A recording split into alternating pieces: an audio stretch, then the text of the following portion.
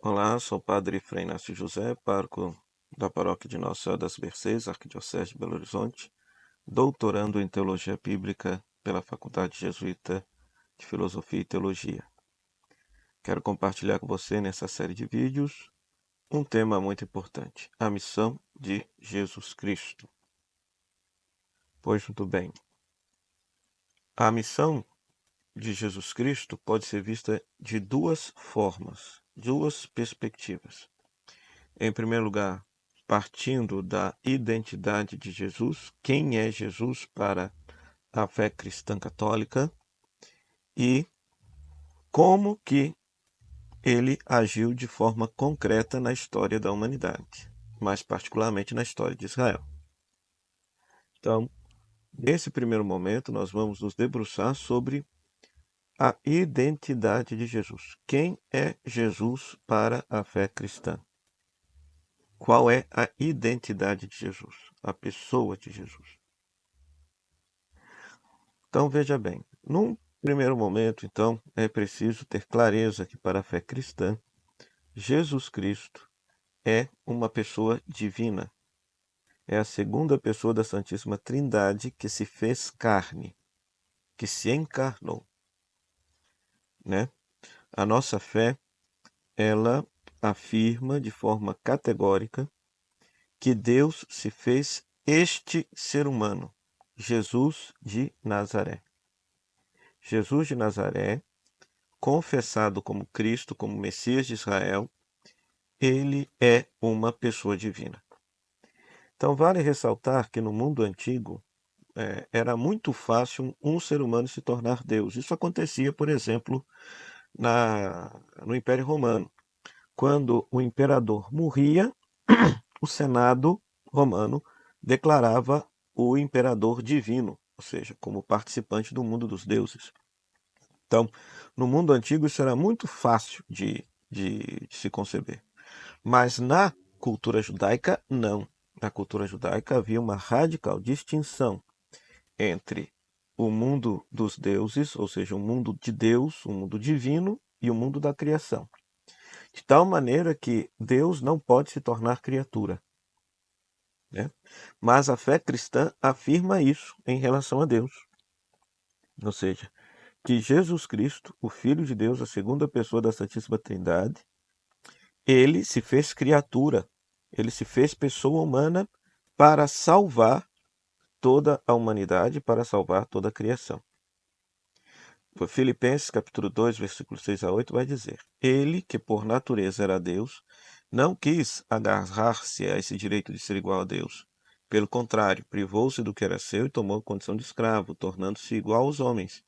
E vivendo como homem, humilhou-se a si mesmo, obedecendo até a morte e morte de cruz. Então, a fé cristã, para ser completa, ela precisa afirmar acerca da pessoa de Jesus que ele é verdadeiramente Deus, verdadeiramente divino e, ao mesmo tempo, verdadeiramente humano, verdadeiramente pessoa humana. E para que ele foi enviado? Foi enviado para salvar a humanidade de toda a criação, né? Ou seja, o nome Jesus, Yeshua, no hebraico, significa Deus salva. É o mesmo nome do personagem Josué, né? Então, a missão de Jesus é salvar. Jesus não faz outra coisa senão salvar. Você pode me perguntar, então quer dizer que não existe condenação, não existe inferno? Existe sim, mas não da parte de Jesus. Se condenação ou inferno ou a perca da comunhão eterna com Deus acontecer, isso não se deve da parte de Jesus, mas se deve ao mau uso da liberdade humana que pode rejeitar a ação salvadora de Jesus em sua vida. Jesus só faz outra coisa senão salvar. É interessante que o próprio Evangelho de João faz essa meditação. Veja, Deus amou de tal modo o mundo que entregou seu Filho único para que todo o que nele crer não se perca, mas tenha vida eterna. Aqui vale a pena comentar algumas coisas. Quando aparece a palavra mundo no Evangelho de João, aparece a palavra eon, que significa mundo criado, ou seja, o mundo organizado pelos homens. Então, o mundo aqui significa o Império Romano, que naquele contexto era a pedra do sapato na vida dos cristãos. Eram os inimigos dos cristãos. Então, Deus amou de tal modo os inimigos que entregou seu Filho para que todo que nele crê não se perca, mas tenha a vida eterna. E vida eterna aqui não significa somente vida após morte. Vida eterna é a própria vida divina. Ou seja, quem crê em Jesus já possui comunhão com Deus. A vida divina já se estabelece uma relação com aquele que crê. Continua a meditação. Não foi para condenar o mundo que Deus enviou seu Filho, mas sim para que o mundo fosse salvo por ele. Ou seja, é desejo de Deus que até mesmo os seus adversários, aqueles que são inimigos de Deus, possam ser salvos. É uma frase muito forte, uma frase muito contundente, né? Ou seja, então, Jesus foi enviado para salvar. E ao salvar o ser humano, salva-se todo o universo, né? Ou seja, hoje a perspectiva, a reflexão acerca da salvação não é que só o ser humano é que vá participar da vida de Deus, mas que toda a criação, liberta da corrupção e da morte, participará da vida divina. E veio para nos salvar do quê? Do pecado. Do pecado, que é a maior desgraça que pode existir. E pecado aqui, entendido no seu sentido mais forte, enquanto afastamento de Deus. Romanos tem essa frase, Paulo tem essa frase difícil, uma frase terrível. Todos pecaram e estão privados da glória de Deus. Ou seja, que todos, por uma força própria, eles não conseguem, o ser humano não consegue estabelecer um relacionamento de paz, um relacionamento de trégua com Deus.